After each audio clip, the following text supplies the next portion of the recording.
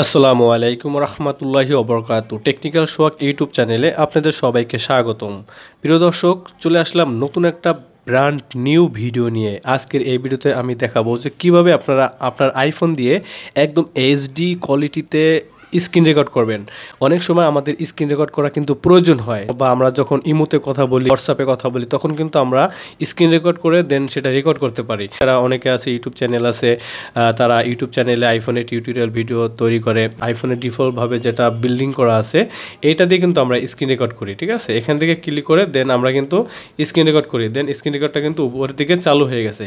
কিন্তু এটা দিয়ে স্ক্রিন রেকর্ড করলে সেই স্ক্রিন রেকর্ডের কোয়ালিটিটা কিন্তু এইচডি হয় না। তো আজকের এই ভিডিওতে আমি দেখাবো যে কীভাবে আপনাদের মোবাইল দিয়ে আপনারা স্ক্রিন রেকর্ড করবেন একদম সম্পূর্ণ এইচডি কোয়ালিটিতে।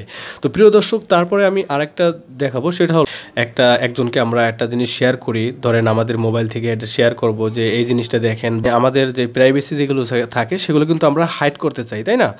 ধরেন আমি এখান থেকে যে টাইটেলটা লিখছি সেটা কিন্তু এটা হাইড করে দিয়েছি। একটা ব্ল্যাক একটা লাইন দেখতে পাচ্ছেন, এই ব্ল্যাক লাইনটা এইভাবে করে টান দিচ্ছি, পরে কিন্তু এই ব্ল্যাক লাইনটা হয়ে গেছে।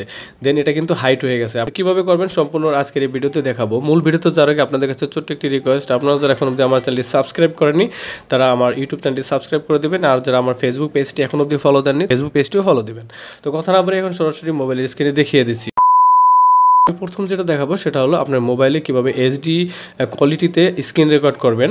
তো এইচডি কোয়ালিটিতে স্ক্রিন রেকর্ড করার জন্য আপনার একটা অ্যাপসের প্রয়োজন হবে। সেই অ্যাপসের জন্য আপনারা এখান থেকে চলে যাবেন অ্যাপ স্টোরে। আপনার আইফোন থেকে অ্যাপ স্টোরে চলে যাবেন, তারপরে উপরের দিকে সার্চ বক্স পাবেন, জাস্ট এখানে গিয়ে সার্চ করবেন। উপর দিকে সার্চ করবেন অসম স্ক্রিন রেকর্ডার, আপনার সামনে এই অ্যাপসটি চলে আসবে। এই অ্যাপসটি আসার পরে আপনারা এই অ্যাপসটিকে ইনস্টল করে নেবেন। ইনস্টল করা হয়ে গেলে এখান থেকে আপনারা ওপেনে ক্লিক করে দেবেন। দেখুন এটার ম্যাজিক, আমি এটা ওপেনে ক্লিক করে দিলাম। ওপেনে ক্লিক করার পরে আপনার সামনে কিন্তু প্রথমত কয়েকটা পারমিশন যাবে, সেই পারমিশনগুলো আপনারা দিয়ে দেবেন।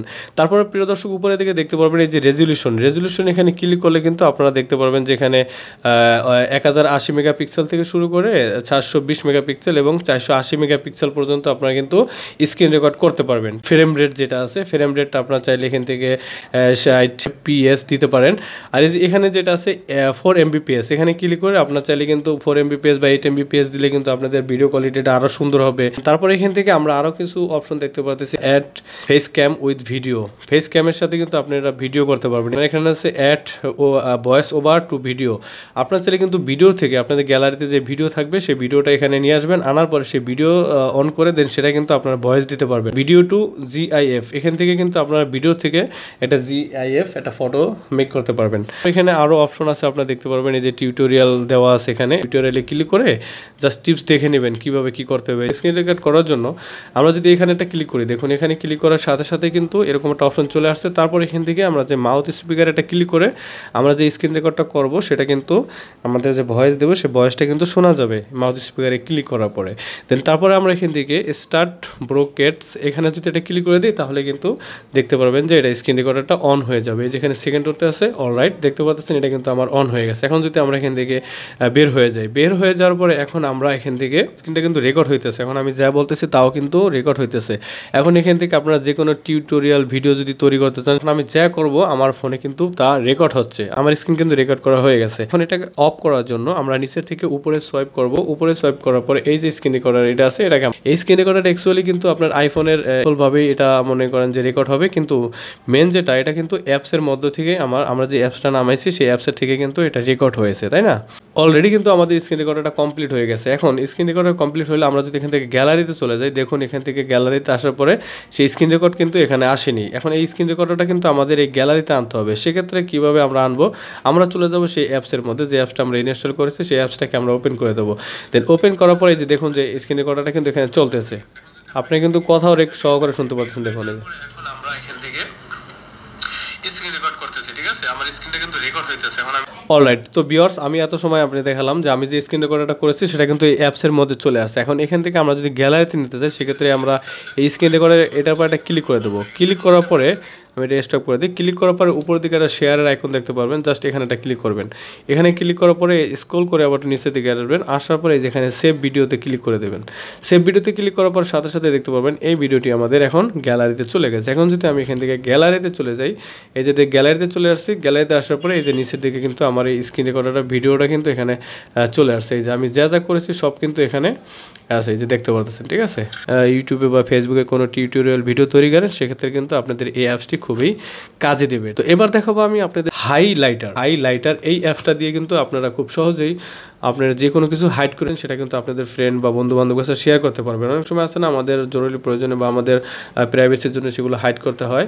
তো হাইড করার জন্য অবশ্যই আপনারা হাইলাইটার যে অ্যাপসটা আছে এটা ব্যবহার করবেন। তো এই হাইলাইটার অ্যাপসটা আপনারা কীভাবে ইনস্টল করবেন চলুন দেখিয়ে দিচ্ছি।